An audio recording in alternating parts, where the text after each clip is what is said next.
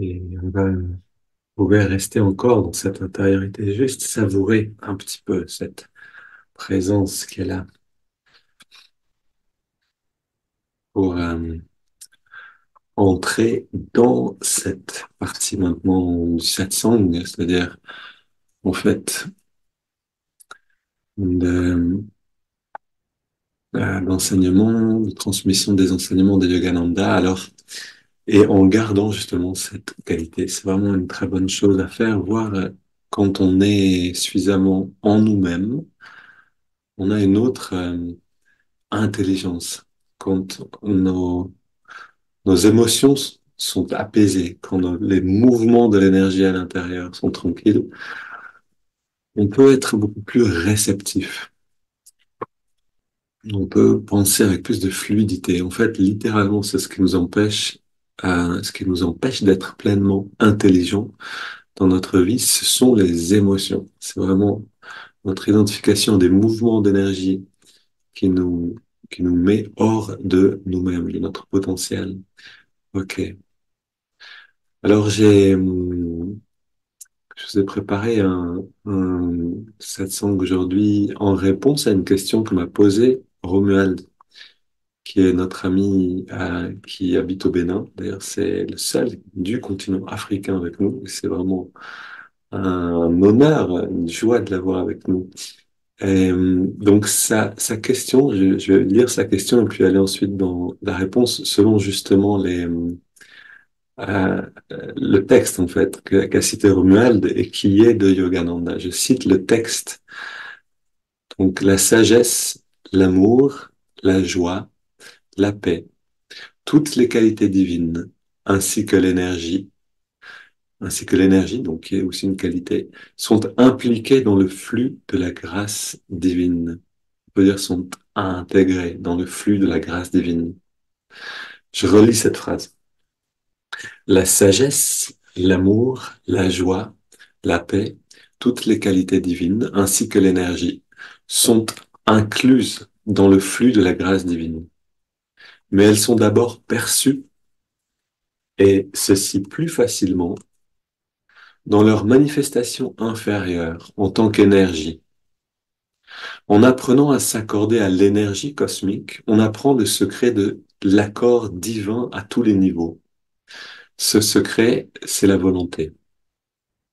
Je relis cette dernière phrase. En apprenant à s'accorder à l'énergie cosmique, on apprend le secret de l'accord divin à tous les niveaux. Qu'est-ce que ça veut dire, l'accord divin à tous les niveaux? Ça veut dire s'accorder à la sagesse, à l'amour, à la joie, à la paix et à toutes les qualités divines. Et donc, le secret pour cet accord, c'est la volonté. Et donc, Romuald me demande, est-ce que tu pourrais exprimer... euh, alors, pardon. Est-ce que je peux expliquer, en fait, comment on fait comment on fait pour entrer dans cet accord-là, dans cette s'accorder à ces qualités-là? Quel est le mode d'opération? C'est-à-dire comment on fait en fait? Quel est le mode d'emploi? Comment je fais pour avoir conscience de l'amour ou de l'abondance, par exemple? Et ce sont de très bonnes questions. Donc, en fait, Yogananda nous donne une, un- une- l'essence d'une sagesse nous dit en fait tout est dans la grâce divine, dans le flux de la grâce divine, et on a besoin d'apprendre à s'accorder à ce flux, c'est-à-dire aux qualités surtout qui nous intéressent dans ce flux-là. Et ça se fait en commençant à sentir l'énergie. Donc on va voir vraiment aujourd'hui, parce que c'est quelque chose dont on a tous besoin, c'est-à-dire la, les qualités qui sont là, qui sont accessibles pour nous, euh, elles sont accessibles parce qu'on en a besoin. On a besoin, dans certaines situations de notre vie, de faire preuve de sagesse, dans d'autres de compassion ou d'amour, dans d'autres de joie, dans d'autres d'inspiration. On a besoin en fait de toutes ces variations. On a quelquefois besoin simplement d'énergie. Quand c'est le moment de se lever et qu'il y a des choses à faire, ou quand on a simplement du travail et qu'on on doit aller au bout de ce travail. On a besoin quelquefois de pouvoir manifester de l'énergie, manifester en fait différentes qualités en fonction des, des situations. Et donc toutes ces qualités, elles sont là. Elles sont là pour nous. En fait, elles sont toutes dans ce flux qu'on peut appeler le flux de la grâce divine. Et, et voilà déjà un premier indice. C'est-à-dire que ce texte nous enseigne que toutes les qualités dont on a besoin pour faire face aux situations de la vie de tous les jours sont dans quelque chose qu'on peut appeler la grâce divine. Et donc c'est quelque chose qu'on ne crée pas nous-mêmes. La grâce divine s'appelle la grâce divine parce que c'est pas la grâce humaine. C'est pas nous qui sommes en train de créer ces qualités pour y accéder. Donc, on a besoin, en fait, de s'ouvrir à ce flux-là pour qu'elle puisse se manifester en nous et à partir de cette expérience, qu'on puisse la manifester à l'extérieur. C'est toujours cette même idée, c'est-à-dire si vous-même, vous pouvez jouir de la vie, vous pouvez vous régaler là où vous êtes, à l'instant même, dans la perception que vous avez de l'instant, alors vous devenez un plaisir pour les autres, une joie pour les autres. Vous communiquez ce que vous vivez à l'intérieur. Et ça se passe naturellement, ça se passe très naturellement. C'est la première chose en fait qui se passe, c'est que on est. Avant même de faire quelque chose, on est. Et ce qu'on est, donc la qualité qu'on vit à l'intérieur, on la rayonne. Et à partir de là, nos actions deviennent l'expression de cette qualité-là. Et, et donc pour accéder à ces qualités-là, on a vraiment en effet besoin de se rendre réceptif, donc à ces différentes qualités qui sont dans cette grâce, et donc que Yogananda a nommé ici, donc la sagesse, l'amour, la joie, la paix, on peut ajouter l'énergie en effet, l'inspiration qui vient aussi de la sagesse. Donc toutes ces qualités-là, on a besoin de savoir ouvrir les fenêtres de notre maison, si vous voulez, pour que la lumière du soleil rentre. Est-ce que la lumière du soleil est toujours là? Oui. Elle est là à l'extérieur, ok, mais on a besoin d'ouvrir les fenêtres. Si on ferme les fenêtres, bien sûr, ça va être sombre à l'intérieur.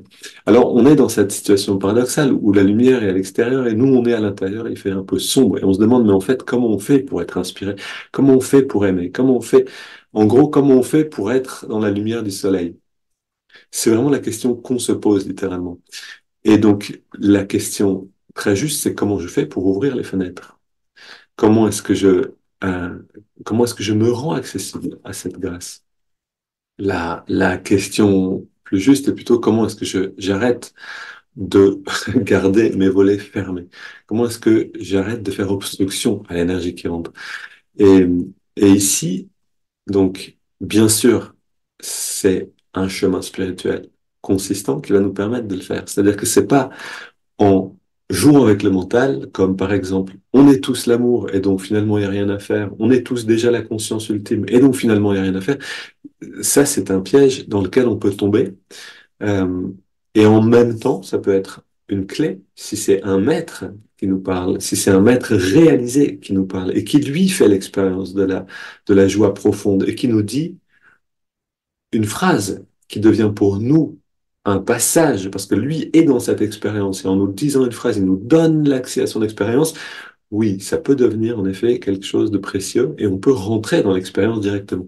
Mais de penser que on peut juste, en jouant avec le mental, rentrer dans l'expérience, non, ça par contre, c'est une illusion, on a besoin de, exactement comme on a cultivé des tendances en nous, qui nous éloignent de cette lumière. On les a cultivés par le biais de l'évolution, en fait, hein, toutes nos vies antérieures, toutes ces tendances, toutes ces habitudes, en fait. On a beaucoup parlé de ça ces dernières semaines, ces 2 dernières semaines pendant les méditations guidées. Donc, comment une tendance positive ou une tendance négative naît?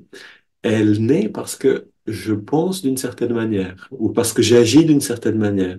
Et cette action va me mettre sur une fréquence de pensée, sur une fréquence de conscience. Et cette fréquence, à force de répéter une action ou une pensée ou un comportement, va devenir une tendance, va littéralement me conditionner en disant, voilà, ben finalement, j'aime ce genre de choses, je n'aime pas ce genre de choses parce que je me suis habitué à, euh, à une manière d'être. Donc, en fait, on a besoin, bien sûr, pour ouvrir les fenêtres, de revoir ces choses-là. On ne peut pas, comme dit très bien Shri M, qui est donc un merveilleux enseignant spirituel actuellement en Inde aussi, donc on ne peut pas prendre de raccourcis dans le chemin spirituel. Ce n'est pas possible. On peut simplement raccourcir l'ego. C'est sa manière de le dire, c'est-à-dire on peut travailler sur justement ce qu'on aime et ce qu'on n'aime pas et aller se libérer de ces angles de nous-mêmes, de notre personnalité, en travaillant justement sur ces tendances négatives ou ces tendances qui nous écartent de qui on est vraiment, les reconnaître, les comprendre et aller dans cultiver des tendances opposées, des tendances positives qui nous ramènent vers qui on est vraiment. Donc, ce n'est pas quelque chose qu'on peut faire juste en lisant une phrase et on a tout compris. C'est un travail qui demande du temps et qui demande une régularité. C'est aussi pour ça qu'on donne ce cours en ligne, euh, ce cours de méditation que certains d'entre vous suivent, c'est parce que ce cours nous donne à comprendre l'ampleur de ce que ça veut dire méditer et grandir spirituellement. Méditer n'est pas seulement on s'assoit, on ferme les yeux et on attend que les pensées se calment. Si on fait ça, on va simplement perdre beaucoup de temps. Mais il y a toute une mécanique et il y a aussi toute une compréhension de notre relation avec le monde. C'est ce qui vient dans le deuxième module pour pouvoir euh, constamment en fait travailler euh, sur sur la réorientation de la conscience à l'intérieur de nous. On peut dire, littéralement, on peut dire que l'énergie en nous, le flux d'énergie, on va y venir, détermine la direction de notre conscience et la qualité de notre conscience. Et donc, notre relation au monde est à la fois l'expression de ce flux d'énergie. Si toute l'énergie en moi est dirigée vers le bas, je vais naturellement être totalement hypnotisé par le monde et mon bonheur va dépendre entièrement des conditions extérieures. Si le flux d'énergie à l'intérieur, et en particulier dans la colonne astrale, est dirigé vers le haut, je me libère comme vous savez, comme une tortue qui hop, se retrouve dans sa coquille, qui se libère un petit peu du monde, et nous, on va se libérer dans la superconscience. C'est-à-dire qu'on va voir en fait qu'on n'est pas ce corps, on n'est pas cette personnalité, on n'est pas ces pensées, et on va retourner vers qui on est vraiment. Donc, on a vraiment besoin de comprendre ces différents aspects, à la fois comment méditer, à la fois comment interagir avec le monde, et plus que ça, d'où viennent les bonnes décisions, donc c'est-à-dire comment prendre chaque décision, comment prononcer chaque parole, comment adopter chaque attitude de la bonne manière, comment être dans la justesse. Et cette justesse en soi, c'est-à-dire si on arrivait à être juste en chaque instant, la vie serait une constante expression de la superconscience. On est à ce moment-là établi dans la superconscience et la méditation devient une expérience de la liberté de l'esprit, c'est-à-dire de se retirer complètement des sens, de la personnalité et d'être dans cette liberté-là. Et ensuite, on revient, on redescend d'une certaine manière pour agir et on peut se retirer, mais on reste dans cette même qualité de superconscient. Donc c'est vraiment voilà, si vous voulez, c'est la promesse littéralement de Yogananda, c'est qu'il est venu nous dire, ah, réveillez-vous, vous pouvez faire l'expérience de Dieu, vous pouvez faire l'expérience de ce qu'on appelle Dieu, c'est-à-dire les qualités donc divines que sont la joie, l'amour, l'inspiration, la sagesse, l'enthousiasme, l'énergie, etc., la compassion, toutes ces belles qualités-là. Et pour en faire l'expérience, on a besoin d'ouvrir les fenêtres. Comment on fait? Justement, en comprenant comment le faire. Donc, ça se dit pas en une phrase, c'est ce que j'essaie de vous dire un peu. On a un cours qui nous permet, enfin, qui permet à Yogananda, à travers son disciple Swami Kriyananda, à travers les communautés Ananda, de donner ces enseignements pour qu'on puisse vraiment rentrer dans cette expansion de la conscience. Alors, bien sûr, ce n'est pas quelque chose qui se fait en une seule fois, en une seule semaine, en un seul module. Ça demande du temps. Mais si on a les éléments, et ça c'est la bonne nouvelle, c'est que maintenant on n'est plus dans le noir, on n'est plus à tâtonner en se disant il faut méditer, comment on fait, on concentre l'attention à fond sur un endroit dans le corps et c'est tout. Non, ça s'appelle la concentration.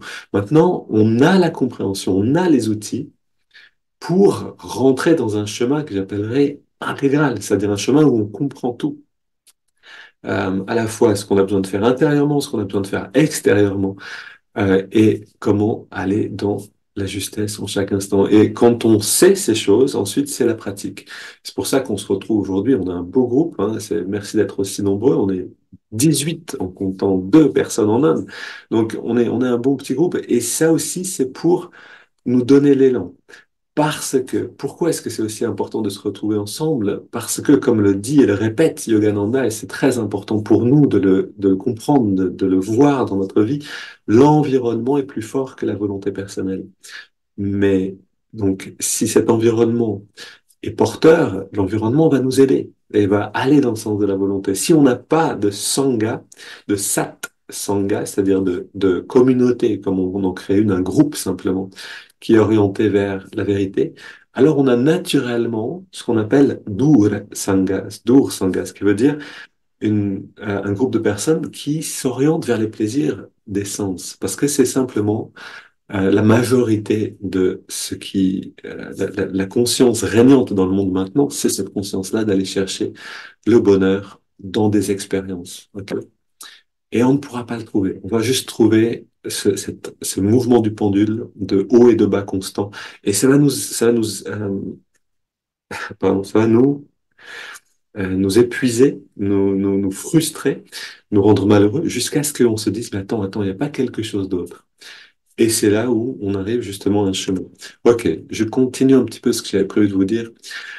Donc, ce que nous dit ici Yogananda, voyons un petit peu encore une fois ce texte. Ce que j'aime, c'est aller dans le texte, dans la profondeur, parce que tout est là. Regardez, la sagesse, l'amour, la joie, la paix, toutes les qualités divines ainsi que l'énergie sont impliquées dans le flux de la grâce divine. Ok, on a besoin de se rendre accessible à cette grâce.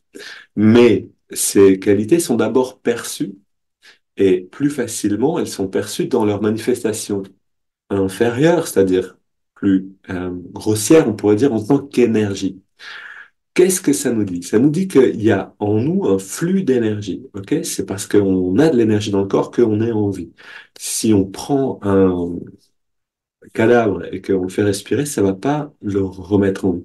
Par contre, si on prend quelqu'un qui, le corps vient de s'arrêter et qu'on lui influe, on fait passer dans son corps de l'énergie avec vraiment avec de l'électricité, c'est de l'énergie, l'électricité, alors son cœur peut se remettre à battre. Donc la première condition pour être en vie, ce n'est pas de respirer.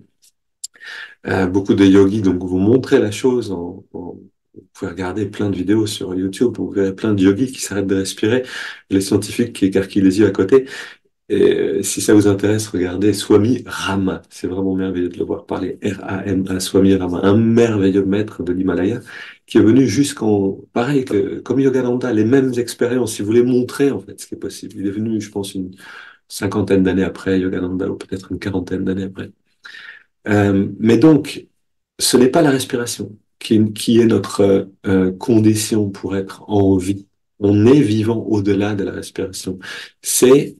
Et dans ce corps aussi, c'est-à-dire que c'est l'énergie. Maintenant, cette énergie, elle est là dans le corps et comme un flux, on pourrait dire. L'électricité, c'est la partie, on pourrait dire, c'est une énergie très très grossière. Ok, on la touche, on en prend un choc, on la voit pas, ok, mais on peut la voir quand elle fait une étincelle comme ça. Mais on peut la sentir facilement. Si on est dans un environnement où il y a beaucoup d'électricité, en fait, ça va chauffer le système nerveux. Je connais le sujet. Mais donc, cette énergie, c'est un flux grossier, on pourrait dire, un flux fort. Cette énergie, c'est quelque chose, un flux vital qui nous maintient en vie, qui permet à toutes les fonctions corporelles et mentales d'être. Maintenant, si on regarde cette énergie plus grossière et qu'on va voir vraiment à l'intérieur, on va voir que il y a plus subtil. C'est-à-dire que notre perception devient plus subtile et que là, en effet, on peut aller dans l'expérience de qualité, donc ces qualités divines, qui sont inclus, qui sont intégrés dans le flux de prana qui nous tient en vie, qui nous met en mouvement, qui fait qu'on peut simplement dire je suis en forme, j'ai de l'énergie ou je ne suis pas en forme, je n'ai pas d'énergie aujourd'hui. Ok, donc c'est à l'intérieur de ça. Donc, et ce que nous dit Yogananda ici, c'est que c'est plus facile elles sont d'abord perçues et donc plus facilement ces qualités-là dans la manifestation de l'énergie. Et donc, on a besoin, en fait, et c'est ce qu'il nous dit ensuite, en apprenant à s'accorder à l'énergie cosmique, on apprend le secret de l'accord avec ces qualités-là. Donc, en fait, la première chose, et c'est vraiment ce que on apprend aussi littéralement en premier dans le chemin vers le Kriya, donc dans ce cours en ligne, qui comporte 4 modules, le premier module va être aussi dédié à apprendre à ressentir l'énergie à l'intérieur du corps, apprendre à ressentir euh, cette réalité qui est le corps d'énergie parce que si on apprend à sentir l'énergie, on va commencer à pouvoir aller plus profondément. On va pouvoir aussi guider cette énergie. On va pouvoir décider en fait de la direction de l'énergie à l'intérieur de nous. Et on va aussi pouvoir aller vers les qualités elles-mêmes, la sagesse, l'amour, la joie, la paix, etc. Donc, euh, en effet, on a besoin de ressentir. On a besoin de ressentir l'énergie. En fait, on a besoin, au-delà de sentir qu'on a de l'énergie. Si vous voulez faire l'expérience de la sagesse ou de la joie, disons la joie, alors vous avez besoin d'avoir de l'énergie. C'est-à-dire, vous pouvez aussi sentir la joie en étant malade, mais ça va être plus difficile en fait, hein.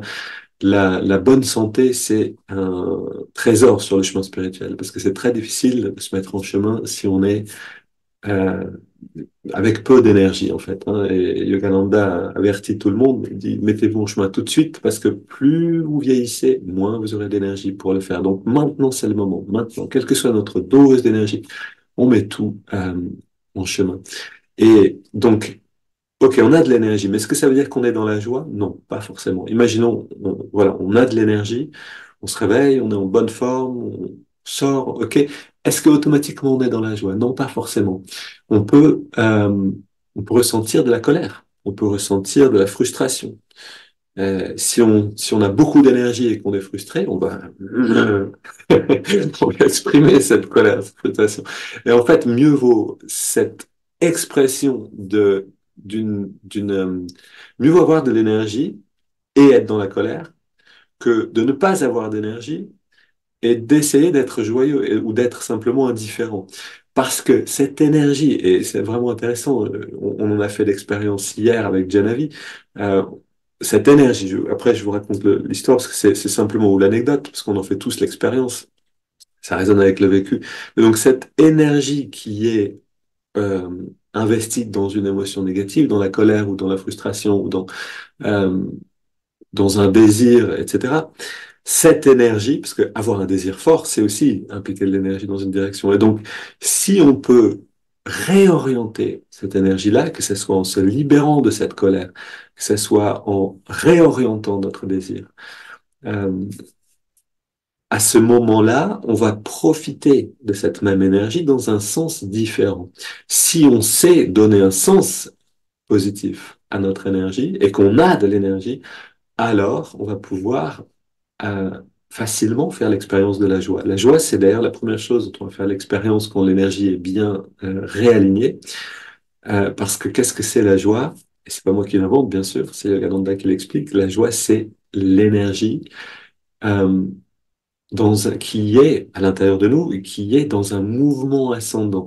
Donc cette énergie, elle est en nous, elle circule constamment avec la respiration, dans un mouvement ascendant, descendant, elle est dans ce qu'on appelle la colonne astrale, elle est bien sûr jusqu'au bout de nos membres, mais elle est vraiment dans la colonne, ok? Si on regarde d'ailleurs dans le corps physique, on voit que les impulsions électriques passent par la colonne ou le long de la colonne pour dans le câblage du système nerveux pour aller alimenter les mouvements et aussi pour récupérer les sensations, tout ce qui vient des sens.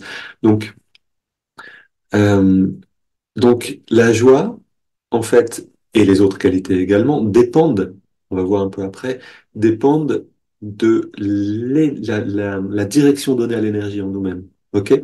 Donc voilà, la petite anecdote, et c'était vraiment intéressant de le voir. C'était pas la première fois qu'on a fait l'expérience, mais là, c'était vraiment conscient pour moi, c'était intéressant de le vérifier. Donc hier, on s'est promené avec Janavi et on a eu une petite On n'était pas d'accord sur un point, ok? Donc, ça crée une certaine frustration. Certaine frustration, un petit peu de, j'aimerais bien que tu comprennes mon point de vue. Oui, mais toi, mais non, toi d'abord. Non. Oui, voilà, comme des enfants, quoi. Mais cette énergie, elle était là, ok? Alors, on avait l'énergie, donc on a marché, ok? On a pris un petit peu de distance pour respirer, puis après, allez, on essaye de faire le passage, on essaye de transformer tout ça. Euh, et là, voilà, nos outils, nos années ensemble de communication nous aident, bien sûr. Donc, on a pu, en parlant, exprimer, mais aussi entendre.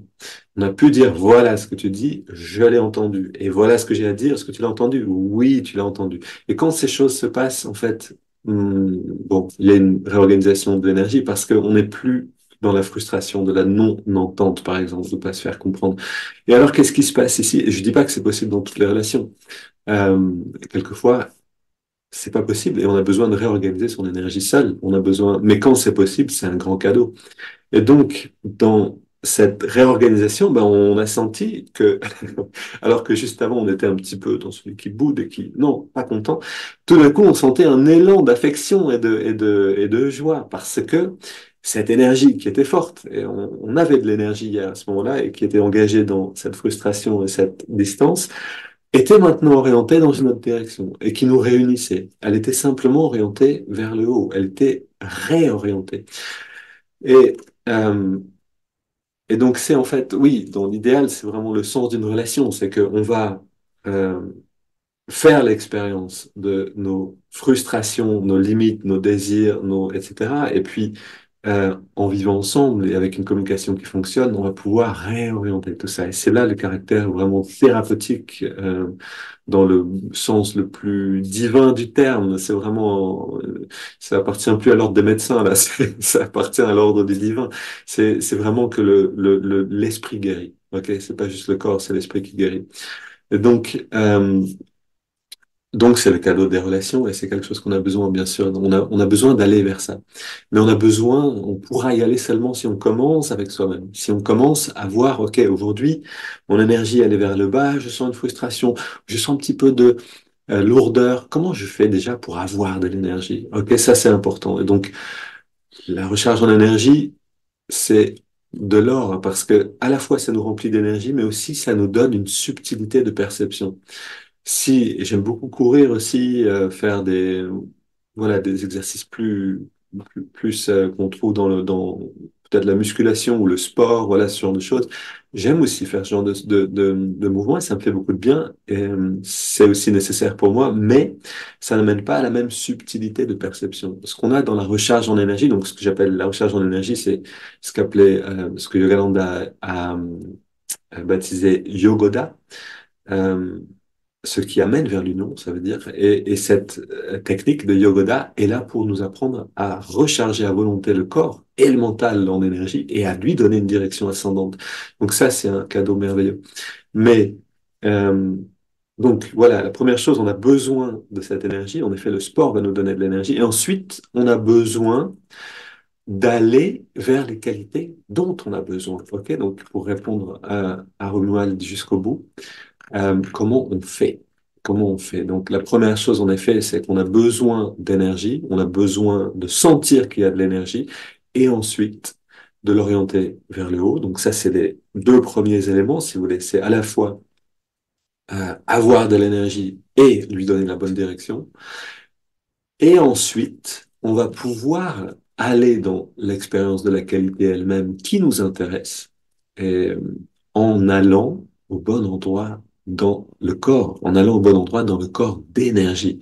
C'est-à-dire en allant mettre notre conscience là où on a besoin de la voir. Autrement dit, si j'ai besoin, et c'était vraiment intéressant pour moi d'aller hier dans la préparation du satsang parce que c'était vraiment, en fait, répondre à la question par l'expérience. Il fallait moi-même que j'aille chercher un peu d'inspiration, que j'aille euh, aller dans comprendre mes expériences et dans l'appliquer maintenant, en fait. Hein. Cette question-là de Romuald, c'est, voilà, et comment on fait quand on a besoin de sentir de l'amour tout de suite ou sentir de l'inspiration tout de suite? Comment on fait?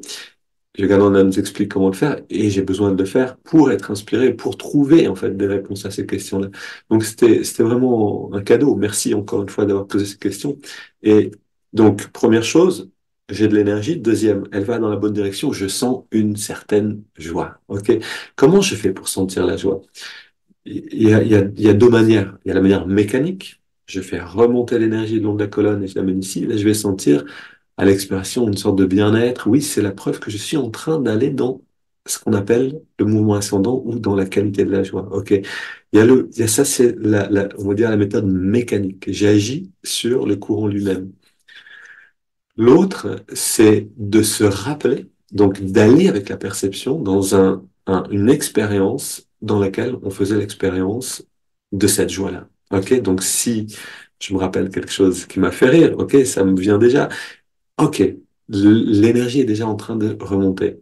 Si je reste dans cette expérience de ce qui m'a fait rire ou de ce qui m'a réjoui et que je reste suffisamment de temps à l'intérieur, alors je commence à donner de plus en plus de force à ce mouvement ascendant.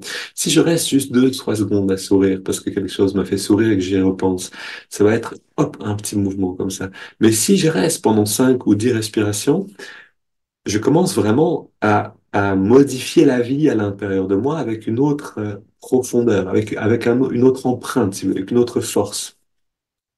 Si je reste un quart d'heure dans cette joie, dans ce sourire, oui, là, c'est carrément la journée entière qui est différente. C'est pour ça qu'on médite le matin, c'est pour donner une empreinte forte à l'énergie à l'intérieur de nous, pour que toute notre journée soit dans cette couleur-là. Alors, maintenant, si je veux sentir qu'est-ce qui se passe? Et c'était intéressant pour moi d'en faire l'expérience hier. Donc, ok, j'ai ces éléments-là. Donc, je regarde la méthode donnée par Yogananda. On a besoin de sentir l'énergie. On a besoin de lui donner un mouvement ascendant.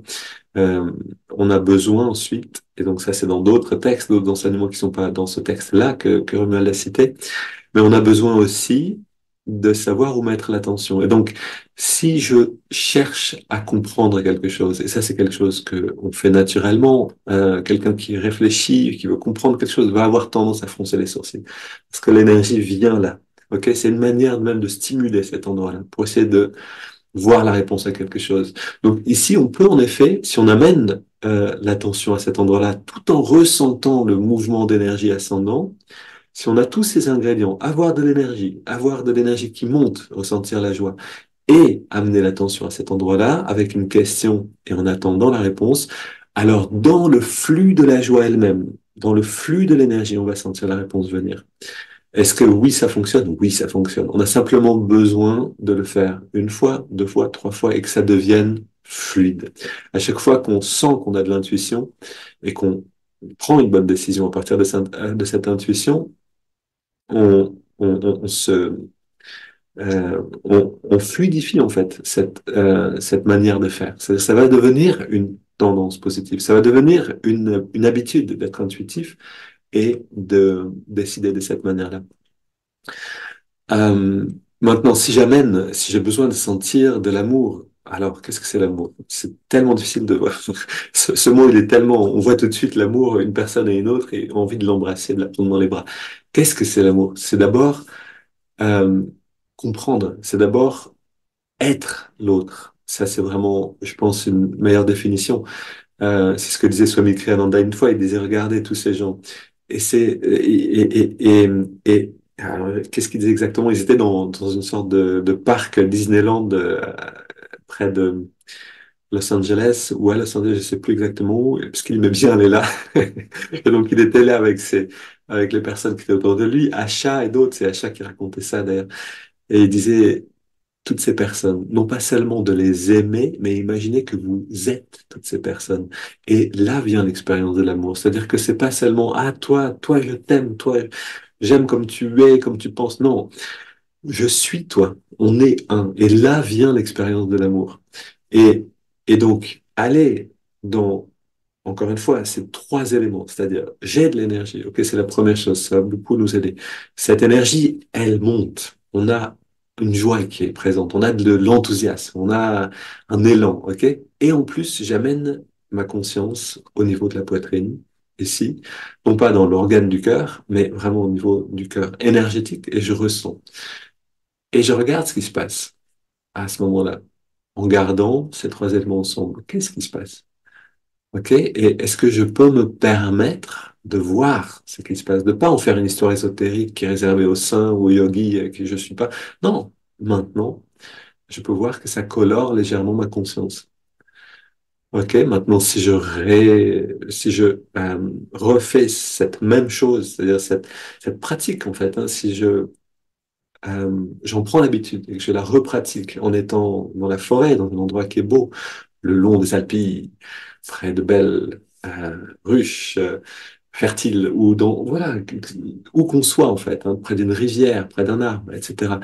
Euh, on va sentir on va sentir un approfondissement euh, de, euh, de cette expérience. Et donc, ce qui est d'abord un tâtonnement, auquel on en fait l'expérience ensemble, faisons-en l'expérience.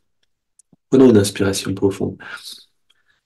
On contracte tous les muscles pour ramener un peu plus d'énergie dans le corps. Et on relâche. Et sentez un peu cette énergie qui se manifeste comme une chaleur, comme un bien-être. Encore une fois. Une dernière.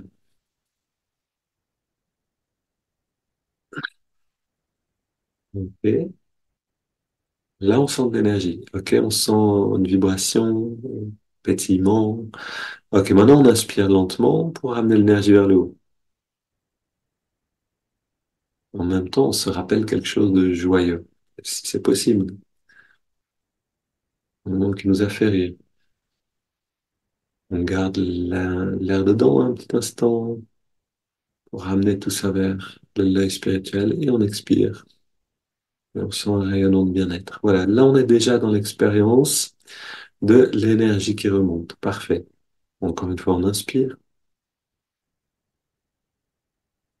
on garde un petit peu l'air dedans et on expire. Voilà, là on sent un petit peu de bien-être. Ouais, c'est tellement simple. Maintenant, si vous sentez pas encore beaucoup de bien-être, ne vous inquiétez pas, restez patient. La patience elle-même, c'est la meilleure qualité à développer. Ok, maintenant, encore une fois, on inspire, l'énergie remonte. Ok, on expire, et cette fois, on se détend complètement. On garde le regard légèrement redressé. On sent cette joie subtile. On pourrait simplement dire un bien-être, une coloration de notre perception. Et maintenant, on amène l'attention au niveau du cœur, c'est-à-dire à l'intérieur, au niveau du sternum, dans la poitrine.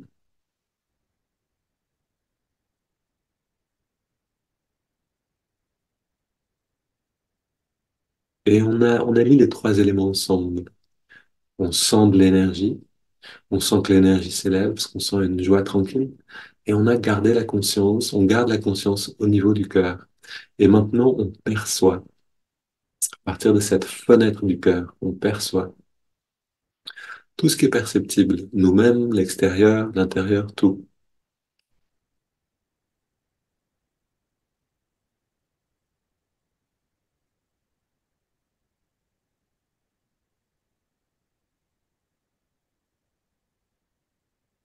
Et on a une couleur.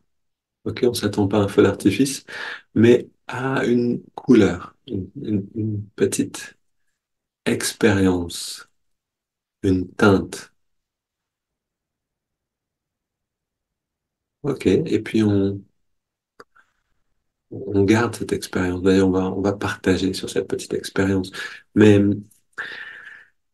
cette expérience, c'est l'infime miniature de ce qui peut grandir. C'est-à-dire que l'ombre ou le reflet infime du bien-être que j'ai pu inviter en quelques secondes ici peut devenir un océan de félicité divine. Simplement si je pratique cette manière régulièrement. Alors, pour ceux qui sont au chemin vers le kriya, la pratique elle-même du kriya va beaucoup nous aider à aller dans l'expérience de ces qualités à volonté. parce que, d'une part, le Kriya va fluidifier ce passage de l'énergie, mais aussi enlever les obstacles, ce qui nous rend les choses difficiles. Encore une fois, ce qui fait qu'on a les fenêtres fermées, c'est des mouvements ou, comment dire, des blocages énergétiques, pour prendre plutôt cette image-là. Et donc, on va enlever ces blocages avec la technique du premier Kriya. Et ensuite, avec le second Kriya, parce qu'il y a plusieurs Kriyas, en fait, on va vraiment aller dans l'expérience de chaque centre d'énergie, donc justement de ses qualités en particulier. Donc c'est quelque chose aussi qui vient avec tout ça. Maintenant, ce que je vous propose, donc pour ceux qui peuvent rester encore, et merci à ceux qui sont encore là mais qui doivent repartir, donc c'est de faire des petits groupes. D'ailleurs, si Janavi, tu veux commencer à les tricoter ensemble, on peut avoir des groupes de 3 ou 4. Et ce que je vous propose, on est combien on est? 4 fois 4, 16. C'est pas mal, des groupes de 4. On aurait un peu plus de matériel, éventuellement des groupes de 4 si tu es d'accord. Et ce que je vous propose, c'est de voir, donc pour vous-même, euh, en fait, de se poser la question et d'y répondre en petits groupes, d'échanger justement dans ce cadre-là des petits groupes. Qu'est-ce qu'est-ce qui dans ma vie, c'est-à-dire qu'est-ce qui me donne de l'énergie dans la vie? Ok, qu'est-ce qui fait que je sens de l'énergie? Quand j'ai besoin d'énergie, qu'est-ce que c'est? Est-ce que parce que ces choses sont précieuses et c'est quelque chose qui peut nous enrichir les uns les autres. Pour certains, ça va être d'aller courir. Moi, c'est typiquement de faire un petit peu de mouvement, de sport. Je sais que ça me donne toujours un peu d'énergie, mais ça peut être autre chose. Et ça peut être aussi une qualité de l'énergie. Ça peut être j'aime répéter un poème de un tel parce que ça me donne une sensation d'expansion dans le cœur. Ok, là, on est déjà dans une forme subtile d'énergie qui est beaucoup plus en lien avec l'énergie du cœur. Mais donc, qu'est-ce que je fais dans la vie? Quelles sont mes manières, voilà, mes méthodes, mes manières, peut-être intuitives, peut-être que j'ai pas encore réfléchi, mais que je le fais naturellement. Quelles sont mes manières de sentir de l'énergie ou de sentir une de ces qualités, donc l'amour, la paix, la sagesse, donc l'inspiration. Euh, euh, Qu'est-ce qu'il y a d'autre? Voilà, une de ces qualités que j'ai, la joie, que j'ai nommée ici, ou d'être créatif, etc. Et ça, c'est la première question. Donc, comment je fais? Et la deuxième question, c'est comment je fais pour enlever ce qui obscurcit cette grâce. C'est-à-dire, si c'est vraiment dans le flux de la grâce divine, si c'est pas quelque chose que je peux créer moi-même, mais que je peux recevoir, comment est-ce que je fais pour enlever les obstacles qui empêchent à la lumière de venir, qui empêchent à ses qualités de se manifester pleinement. Je suis sûr qu'on a tous plein d'obstacles. Donc, c'est aussi cette merveilleuse aventure. On est incarnés ici, on est tous sur cette terre. Bienvenue, merci d'être venu au rendez-vous. C'est merveilleux, on est tous là avec des obstacles, avec des difficultés, avec des défis dans notre vie. On a tous nos problèmes, nos obstacles. Comment on fait quand ces obstacles viennent? Cette tendance à la dépression, cette tendance à la colère, cette tendance à... Comment on fait euh, ou ce désir aussi qui peut vraiment me faire sortir complètement de mon chemin. C'est-à-dire j'ai un chemin qui serait juste, puis un désir arrive et puis me fait partir complètement hors de mon chemin. Comment je fais pour revenir? Comment je fais pour me libérer de ce qui m'empêche de recevoir la lumière? Ok? 2 questions. Comment je fais dans ma vie de tous les jours pour sentir cette énergie, pour sentir aussi des qualités de cette énergie, parce que j'ai des manières de faire, et comment je fais pour enlever ce qui m'empêche de recevoir cette lumière, cette grâce divine.